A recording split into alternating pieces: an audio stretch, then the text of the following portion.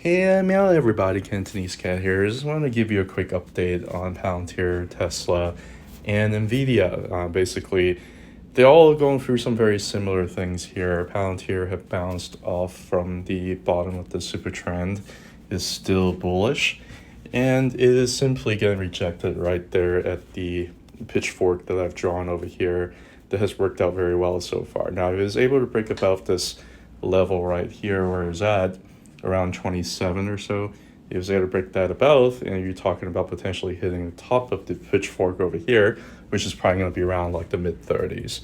But we'll see how it goes. I mean, this is a pretty bullish candle so far. I don't want to push it, but if it wants to keep going, it's just right at resistance. So there's still a lot of things to kind of work out, but it does look more positive for that. You want to talk about Tesla? Just a real quick update here. It's basically going through something that is very similar. It is also bounced off from the bottom of the super trend, and the super trend is still positive. It does have a little bit of a inverted head and shoulder look to it. Now, I don't think that this is like necessarily a valid inverted head and shoulder because it's not really like a reversal pattern. But the idea is there. If anything, I think you can kind of see this as a little bit of like an Adam and Eve kind of thing. Regardless, this looks like a reaccumulation type pattern. So we'll see how it goes, The other thing to see too, if it's able to break it back, the next level is probably going to be around 270.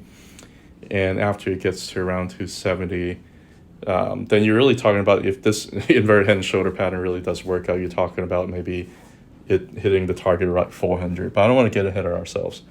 Overall, I still think that this is a positive development. I'm still quite bullish on Tesla, just based on the way that it's looking. It's basically back testing and things that needed to back test around like the 180 to 200 zone. Looks like it's balancing pretty well. So we'll see how it goes. Right now, we're kind of back at resistance around 200. And 200 is going to be a pretty strong resistance. So if we're able to break back above, then I think we might go back up to around like the 270, 280 range to trying to break that resistance up there. And that's also going to be another level to watch. But ultimately, I think maybe over the next like 12 to 18 months, I think 400 is possible based on what I'm seeing. Now, finally, I'm going to talk about NVDA. You want to talk about NVDA here is simply just doing a little bit of a back test here at the previous level. Looks like we bounced from it. From that, it did go a little bit lower than like 100, went down to the 90s, and we bounced pretty strong from that. And right now we're still about the super trend here on the weekly. So it's overall still, nothing is really wrong with this. It had to go where it had to go. And I still think that it will most likely challenge the 140s here over, for the remainder of the year.